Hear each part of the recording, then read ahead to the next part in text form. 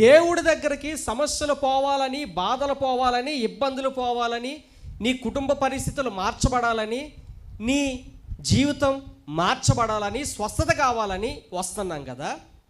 రావడం మాత్రమే సరిపోదు. వస్తున్న మనలో మొట్టమొదటిది పాపం క్షమించబడాలి. చెప్పండి. బైబిల్లోంచే చూద్దాం. మార్కు సువార్త 2వ అధ్యాయంలోనికి ఒకసారి రండి. మార్కు సువార్త 2వ అధ్యాయంలోనికి మనం వచ్చినట్లయితే ఇక్కడ యేసుప్రభువారు బాధలు తీరుస్తాడని స్వస్థత కోసం ఒక వ్యక్తిని తీసుకొచ్చారు. మార్కు సువార్త 2వ అధ్యాయంలో జాగ్రత్తగా వినాలి. దేవుడు మన బాధలు తీర్చే దేవుడే. రావడం మాత్రమే సరిపోదు. వస్తున్న మనలో మొట్టమొదటిగా పాపం క్షమించబడాలి. మనందరిలో కూడా మనందరము మన పాపాన్ని కడుక్కోవాలి. మన పాపం నుంచి బయటికి రావాలి. అది మొట్టమొదటిది. ఒకసారి చూద్దాం. చూడండి, మార్కు సువార్త 2వ అధ్యాయంలో కొన్ని దినములైన పిమ్మట ఆయన మరలా కపెర్నహూములోనికి వచ్చెను. ఆయన ఇంట ఉన్నాడని వినవచ్చినప్పుడు అనేకులు కూడి వచ్చారు గనుక వాకిటనైనను వారికి స్థలము లేకపోయిను. ఆయన వారికి వాక్యము బోధించుచుండగా కొందరు పక్షవాయువు గల ఒక మనుష్యుని 4 చేత మోయించుకుని ఆయన యొద్దకు తీసుకుని వచ్చిరి. ఇప్పటి వరకు మనం విన్నాం ఆయన దగ్గరకు రావాలి అని. ఇక్కడ కూడా మార్కు సువార్త 2వ అధ్యాయంలో యేసుప్రభువు కపెర్నహూములోనికి వచ్చారంట.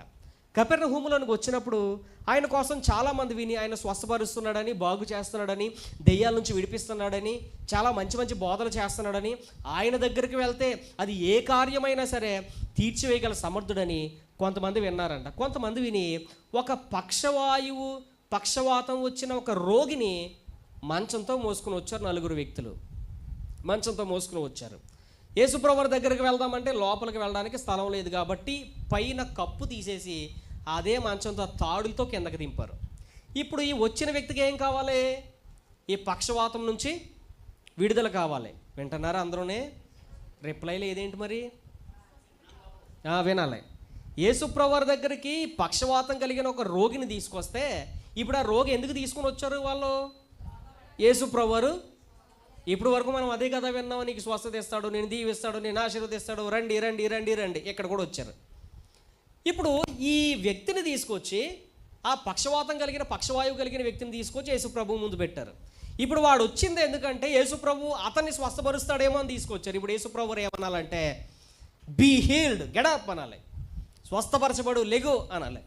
కానీ యేసుప్రభు అలాగా అనలేదు. చూడండి అక్కడ ఆ మాట చూడండి. యేసువారి విశ్వాసాన్ని చూచి, కుమారుడా నీ పాపములు క్షమించబడి ఉన్నవి. ఏమండి, స్వస్థత కోసం వచ్చిన వ్యక్తిని చూసి నీ పాపాలు క్షమించబడ్డాయని చెప్తున్నారు ఏంటండి యేసుప్రభువారు? చూడండి, మీరు ఏ పరిస్థితుల్లో నుండి దేవుడి దగ్గరకు వచ్చినా ఆయన విడిపిస్తాడు, మంచిదే. ఆయన స్వస్థపరుస్తాడు, కాదంటలేదు. ఆయన కుటుంబ పరిస్థితులు మారుస్తాడు, కాదంటలేదు. అవన్నీ వాస్తవాలే. కానీ ఎవరైతే ఆయన మందిరానికి, ఆయన సన్నిధానానికి, ఆయన శరణు కోరొస్తారో వారిలో పాపము క్షమించబడాలి మొట్టమొదట. ఈరోజు దేవుని మందిరానికి వస్తున్న నీలో పాపంతో కానీ స్థలంలో కూర్చుంటే, పాపంతో కానీ ప్రార్థన చేస్తూ ఉన్నట్లయితే దేవుడి దగ్గర నుంచి మనం ఏది పొందుకోలేము. ఈరోజు మన పరిస్థితులు మార్చబడాలంటే, స్వస్థత కావాలంటే, సమస్యల నుంచి విడుదల పొందాలంటే, ఏది జరగాలి అన్నా, ఏ ఆశీర్వాదం ప్రభు దగ్గర నుంచి మనకు కావాలన్నా మనలో జరగవలసిన అంతర్గత క్రియ ఏంటో చెప్పనా? ఫస్ట్ మనం అందరం ఏం చేయాలంటే మన పాపముల నుంచి మనం విడుదల పొందాలి. మన పాపములు క్షమించబడాలి. ఎందుకో చెప్పనా? పాపమే సమస్త దరిద్రాలకే కారణం ఈరోజు విశ్వాస జీవితంలో.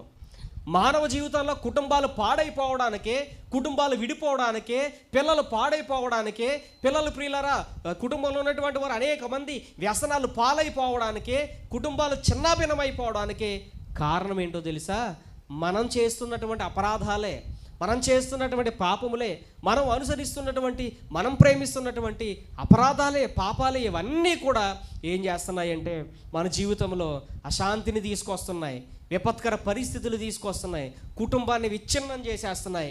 ముందు ఎలాంటి పాపం ఏం చేయబడాలో చెప్పండి? వీటన్నిటికీ మూల కారణమైన పాపాన్ని తెగ నరికేయాలి ముందు. అది క్షమించుకోవాలి. యేసుప్రభువు దగ్గరకు వచ్చిన ఏ వ్యక్తి అయినా సరే, ఏ వ్యక్తి అయినా. దొంగోళ్ళు కూడా ప్రార్థన చేస్తారు, తెలుసా మీకు ఆ విషయం? దొంగోళ్ళు కూడా ప్రార్థన చేస్తారు. ఇక్కడ రాజమండ్రికి పక్కనే ఒక చిన్న పల్లెటూరు ఉంటుంది. రాజమండ్రికి పక్కనే అక్కడ ఒక చాలామంది దొంగల ఫ్యామిలీ ఉంటుంది.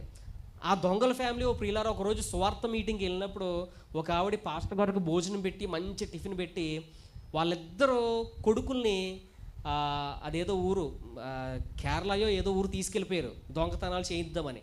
వాళ్ళు నెల 20,000 ఇస్తారు ఇద్దరు పిల్లల్ని తీసుకెళ్ళిపోయి. వాళ్ళు చేసే వృత్తి ఏంటి? దొంగతనాలు అనమాట. ఆ దొంగతనాల వల్ల వచ్చిన సంపాదన ఎంత? 20,000. ఈవిడ బాగా టిఫిన్ పెట్టి ఈవిడ బాగా భోజనం పెట్టి పాస్టర్ గారితో ఏమని చెప్తుందంటే, అయ్యగారు మరి ఇదండి, మరి మా పిల్లల కోసం జాగ్రత్తగా మీరు బాగా ప్రార్థన చేయండి. ఎవరి కోసం ప్రార్థన చేయాలి? వీళ్ళ పిల్లలు చేసేది ఏంటి? దొంగతనం. వీళ్ళు సంపాదించేదే అక్రమ సంపాదన. ఎవరో పాపం ప్రియులారా కష్టపడి కొనుక్కున్న వస్తువులను డబ్బులను దోచేసుకుని వచ్చి ఎలాంటి పాపం చేసి ఇలాంటి దొంగతనం చేసే వాళ్ళ కోసం ఏం చేయాలంట? ప్రార్థన చేయాలంట. చాలామంది ఈరోజు వాళ్ళు ఇలాగే జీవిస్తున్నారు విశ్వాసులు. పాపమేమో మానట్లేదు, పాపాన్నేమో వదలట్లేదు, పాపాన్నేమో బాగా ప్రేమిస్తున్నారు. ఇలాంటి పాపాన్ని ప్రేమించి ఏమంటున్నారో తెలుసా? చివరికి వచ్చి ఆ పాపములో ఉన్న పాపాన్ని విడిచిపెట్టకుండా దేవుడు అనేది దీవించేయాలి. ఇదే విశ్వాసంలో ఉన్నటువంటి తీరు. ఈరోజు పాపాన్నేమో విడిచిపెట్టట్లేదు, పాపాన్నేమో దూరం చేసుకోవట్లేదు, పాపాన్నేమో మానడం లేదు. ఎక్కడ చూసినా ప్రియులారా మోసాలు, కుట్రలు ఇవన్నీ మామూలే, గొడవలు మామూలే, బూతులు మామూలే. ఒక ఆవిడ తెల్ల చీర కట్టుకుని ఆదివారం పాట పాడుకుని దేవుడు ఎంత బాగా ఆరాధించిందో. ఆ మరుసటి రోజు 3-4 రోజుల క్రితం ఆ వీధిలోంచి నేను వెళ్తుంటే పెద్ద పెద్ద కేకల గొడవల్లో తెల్ల చీర కట్టుకుని దేవుడి దగ్గరికి వెళ్ళినటువంటి ఈవిడ ఏం చేస్తుందంటే, నువ్వు అలాగైపోను, నువ్వు ఎలాగైపోను, నీ కుటుంబం ఎలాగైపోద్ది అని మాట్లాడుతుంది. ఎవరు? మందిరానికి వెళ్ళి తెల్ల చీర కట్టుకుని బైబిల్ చదివి ప్రార్థన చేసి పాట పాడినటువంటి ఈమె ఏం మాట్లాడుతుంది? అవతల కుటుంబం నాశనం అయిపోతున్న శాపనార్థాలు పెడుతుంది. నేను అడుగుతున్నాను ఈరోజు, దేవుని దగ్గరకు వచ్చే మీలో పాపం క్షమించబడ్డదా? అసలు పాపం నుంచి బయటకు వచ్చారా మీరు? ఒకవేళ పాపం నుంచి కానీ బయటకు రాకపోతే మన పరిస్థితులు, నేను చెప్తున్నాను కదా, సమస్త దరిద్రాలకే కారణం ఏంటి? ఈరోజు పాపమే. కుటుంబాలు పాడైపోవడానికి కారణం ఏంటి ప్రియులారా? అందుకే హోషేయ గ్రంథంలో 14వ అధ్యాయం అనుకుంటే చివరి అధ్యాయంలో ఒక మాట అంటాడు దేవుడు, ఓ ఇశ్రాయేలు జాగ్రత్తగా విని నీతో మాట చెప్పాలి. ఈరోజు నీ జీవితం ఇలా పాడైపోవడానికి కారణం ఏంటంటే నీ పాపము వల్ల నీవు కూలిపోయావు. హోషేయ గ్రంథం 14వ అధ్యాయం అనుకుంటాను, అందులో ఉంటుంది, మొదటి మాట ఉంటుంది అనమాట. ఇశ్రాయేలు జాగ్రత్తగా నీతో ఏం చెప్తున్నానంటే, ఈరోజు నీ పరిస్థితులు ఎలా మారిపోవడానికి, ఈరోజు నీ పరిస్థితులు ఎలా రావడానికి, నీ జీవితం నాశనం అయిపోవడానికి నీ పాపము కారణం. నీ పాపము వల్ల నువ్వేం చేయబడ్డావు? కూలిపోయావు. ఈరోజు మీ కుటుంబాల మీద ఒకసారి దృష్టి పెట్టండి. నువ్వు చేస్తున్న పాపం, నువ్వు అనుసరిస్తున్నటువంటి అపరాధాలు, నువ్వు ప్రేమిస్తున్నటువంటి ప్రియులారా దేవునికి అసహ్యమైనటువంటి కార్యాలు నీ జీవితాన్ని నాశనం చేసేస్తున్నాయి, నీ బ్రతుకుని నాశనం చేసేస్తున్నాయి, నీ కుటుంబాన్ని నాశనం చేసేస్తున్నాయి, నీ పిల్లలను నాశనం చేసేస్తున్నాయి. మీకు ఇంకొక విషయం చెప్పనా? మనం చేస్తున్నటువంటి అపరాధాలు, పాపాలు మన పిల్లలకు కూడా తగులుతాయి. నెహెమ్యా గ్రంథంలో ఒక మాట ఉంటుంది, మా పితరులు పాపం చేశారు, నీ దృష్టికి చెడు నడత నడిచారు, వారు చేసిన క్రియని ఈరోజు మేము ఏం చేస్తున్నాం? మేము అనుభవిస్తున్నాం అంటారు. ఈరోజు స్వస్థత కావాలని వస్తున్నావు, బాగానే ఉంది. సమస్యలు తీర్చివేయబడాలని వస్తున్నావు, బాగానే ఉంది. ఇబ్బందులు తీసివేయబడాలని వస్తున్నావు, బాగానే ఉంది. ప్రేమ కావాలని వస్తున్నావు, బాగానే ఉంది. నీ జీవిత పరిస్థితులన్నీ మార్చబడాలని వస్తున్నావు, బాగానే ఉంది. కానీ ఈరోజు నేను అడుగుతున్న ప్రశ్న ఏంటంటే, దేవుడు అడుగుతున్న ప్రశ్న ఏంటంటే, అసలు నీ పాపం క్షమించబడ్డదా? నీ పాపం క్షమించబడ్డదా? దేవుడు కూడా చూడండి, ఒక కార్యం చేసే ముందు ఏం అడుగుతున్నాడంటే, అతను చూసి, కుమారుడా నీ పాపాలు క్షమించబడ్డాయి. ఈ మాట ఎందుకు మాట్లాడారు? స్వస్థపరిచేయచ్చు కదా. ఒకవేళ స్వస్థపరిచేస్తే వాడు వెళ్ళిపోతాడు, మళ్ళీ వాడు ఎప్పుడన్నా పాపం చేస్తే ఆ రోగం మళ్ళీ ఏం చేస్తుంది? మళ్ళీ వస్తుంది. కాబట్టి ఈ అస్వస్థతకు, ఈ దారుణమైన పరిస్థితులకు, ఈ కుటుంబ బాధలకు, వీటన్నిటికీ కారణమైన పాపం ఏం చేయబడాలి చెప్పండి? క్షమించబడాలి. ఎందుకో ప్రశ్న అడుగుతున్నాను, పాపం అంటే ఇది కూడా చెప్పాలి మీకు, ఈ మాట కూడా చెప్పాలి. అసలు పాపం అంటే ఏంటి? క్షమించబడాలి అంటున్నాం కదా, చెప్పండి ఒకసారి, పాపం అంటే ఏంటి మీకు తెలిసింది చెప్పండి. ఆజ్ఞాతిక్రమం పాపం అని బాగానే మాట్లాడుతాను, ఓకే. ఆజ్ఞాతిక్రమం పాపం, అదొకటే నా పాపం. మీకు ఒక విషయం చెప్పనా, బైబిల్ గ్రంథం 7 రకాలైన పాపాలు, అంటే చాలా ఉన్నాయి, ముఖ్యంగా 7 రకాలైనటువంటి పాపాలు ఉంటాయి. నేను చెప్తాను చూడండి. మొట్టమొదటి ఆజ్ఞాతిక్రమం పాపం. 2 విశ్వాస మూలము కానిది పాపం. ఏంటి పాపం? విశ్వాసం మూలము కానిది ఏదో అది పాపం అంట. అంటే ఆజ్ఞాతిక్రమం మాత్రమే కాదు, విశ్వాసం మూలము కానిది కూడా పాపం అని బైబిల్ గ్రంథం చెప్పింది. విశ్వాస మూలం కానిది కూడా ప్రియులారా పాపం అని చెప్పింది. ఈరోజు మరి ఆ విశ్వాసం మనలో ఉంటే చాలా అవి బయట వాళ్ళు చేసే కార్యక్రమాలు ఈరోజు విశ్వాసుల జీవితంలో కూడా ఎందుకు చోటు చేసుకుంటున్నాయి? ఆజ్ఞాతిక్రమం మాత్రమే కాదు విశ్వాస మూలం, కానీ ఇది కూడా పాపమే. తర్వాత ఇంకోటి ఏంటో చెప్పనా, పొరుగువాన్ని ప్రేమించకపోవడం కూడా పాపం అని చెప్పింది బైబిల్ గ్రంథం. చాలామంది జీవితాల్లో వాళ్ళ కుటుంబాన్ని బాగా ప్రేమిస్తారు, వాళ్ళ పిల్లల్ని బాగా ప్రేమిస్తారు. పొరుగువారు వచ్చేటప్పటికి మాత్రం ప్రేమ మొత్తం డిఫరెంట్ అయిపోద్ది. ఎలాగైపోద్దో నేను చెప్పనా?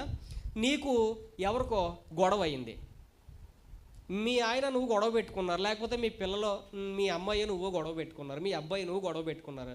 మళ్ళీ సాయంత్రం అయ్యేటప్పటికి భోజనం వాళ్ళ దగ్గర అందరు కూర్చొని హ్యాపీగా తింటారు, మాట్లాడుకుంటారు. అదే ఎవరితోనో గొడవ అయింది, ఇంటి పక్కలతో గొడవ అయింది, చచ్చే వరకు కూడా ప్రియులారా అది మనం మర్చిపోతామా? వాళ్ళతో మాట్లాడతామా? వాళ్ళని కనబడితే ముఖం పక్కేడేసుకుంటామా లేదా? ఇదంతా ఏంటి? సహోదర ప్రేమ లేకపోవడం కూడా ఏంటి? పాపమే. పాపం అంటే ఏదో వ్యభిచారం చేయడం పాపం, నరహత్య చేయడం పాపం, దొంగతనం చేయడం పాపం అనుకుంటాం. ఆజ్ఞాతిక్రమం పాపమే, విశ్వాస మూలం కానిది పాపమే, పొరుగువాడిని ప్రేమించకపోవడం పాపమే. ఆ తర్వాత ఇంకొక పాపం చెప్పనా ప్రియులారా? ప్రార్థన చేయకపోవడం కూడా పాపమే. సమూయేలు అంటాడు, ఈ జనుల నిమిత్తం నేను కానీ ప్రార్థన చేయకపోతే నేను పాపం చేసిన వాడిని అగుతాను. పాపం అంటే ఏంటి ప్రియులారా? ప్రార్థన చేయకపోవడం కూడా పాపమే. నేను అడుగుతున్నాను, ఒకసారి గుండెల మీద చెయ్యేసుకుని మీరు మనసులో ఆలోచించుకోండి, అసలు ఎంతమంది దేవుడితో మాట్లాడే అనుభవం కలిగి ఉన్నారు? ప్రార్థన చేయకపోవడం కూడా పాపమే.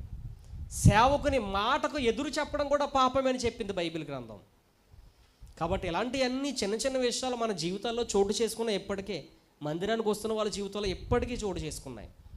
శుద్ధీకరించబడ్డావా అసలు మనసాక్షి నుంచి? అసలు పాపం నుంచి విడుదల పొందావా? మన జీవితాల్లో కార్యం జరగాలంటే మొట్టమొదటగా జరగాల్సిందేంటి? ఏం క్షమించబడాలి? పాపం అందుకే యేసుప్రభువు వారు అంటున్నారు, స్వస్థత కోసం వచ్చిన వ్యక్తికి నీ పాపాలు క్షమించబడ్డాయి అంటున్నారు. ఆ తర్వాత స్వస్థత వచ్చింది. తెలుసా ప్రియులారా? సో మొట్టమొదటి దేవుడి దగ్గరికి మనం వస్తున్నాం, దేవుడు మన జీవితాల్లో కార్యం చేయాలంటే మొదట ఏం చేయబడాలి? పాపము క్షమించబడాలి. చెప్పండి, ఏం చేయబడాలి? పాపం క్షమించబడాలి. ఒకవేళ పాపాన్ని మానలేదనుకో, కొంతమంది విశ్వాసుల్లో తెలివైన విశ్వాసులు ఉంటారు, వాళ్ళు ఏం మాట్లాడతారంటే, ఈ పాస్టర్లకి పని ఉండదు, వాళ్ళు అలాగే చెప్తారులే, నేను విన్నాను ఇవన్నీ, ఈ పాస్టర్లకు పని ఏమి ఉండదు, వాళ్ళు అలాగే చెప్తారులే అని చెప్పి వాళ్ళ త్రోవ వాళ్ళయ్యే, వాళ్ళ బాధలు వాళ్ళయ్యే, వాళ్ళ ఇబ్బందులు వాళ్ళే, వాళ్ళ త్రోవ వాళ్ళదే. ఎన్ని ప్రసంగాలైనా వాళ్ళ త్రోవ వాళ్ళదే. కానీ హోషేయ గ్రంథంలో ఒక మాట గుర్తు చేశాను కదా, పాపాన్ని మానకపోతే ఎవరికో నష్టం కాదు. దేవుడు క్లియర్గా చెప్పేశాడు. హోషేయ గ్రంథం 14 మొదట్లో ఏమన్నాడంటే, నీ పాపం వల్ల కూలింది నువ్వే. ఎవరు కూలిపోతారు పాపం వల్ల? మన కుటుంబం, మనము, మన పరిస్థితులే మన పాపం వల్ల కూలిపోతాయి. మరి ఇప్పుడు పాపాన్ని ఇంకా ప్రేమిస్తే, నువ్వు ఎంత ఎక్కువ పాపాన్ని ప్రేమిస్తావో నీ జీవితం అంత నాశనం అయిపోద్ది. నువ్వెంత ఎక్కువ పాపంతో స్నేహం చేస్తావో మన జీవితం అంతకు రెట్టింపుగా వేదనకు గురైపోతుంది. సో మొట్టమొదటి ఏం క్షమించబడాలి చెప్పండి? పాపము క్షమించబడాలి. చెప్పాను కదా, పొరుగువాన్ని ప్రేమించకపోవడం విశ్వాస మూలం కానిది, ఆజ్ఞాతిక్రమం, ప్రార్థన చేయకపోవడం, సేవకుని మాటకు ఎదురు చెప్పడం, ఇలా లిస్ట్ వేసుకుంటూ పోతే ఎన్నో రకాల పాపాలు బైబిల్ గ్రంథంలో ఉన్నాయి. ఇంకా చాలా చిన్న చిన్న విషయాలు అన్నీ చెప్తే ఇవి కూడా పాపం అనిపిస్తుంది మనకి. జాగ్రత్త, గుర్తుపెట్టుకోండి ప్రియులారా.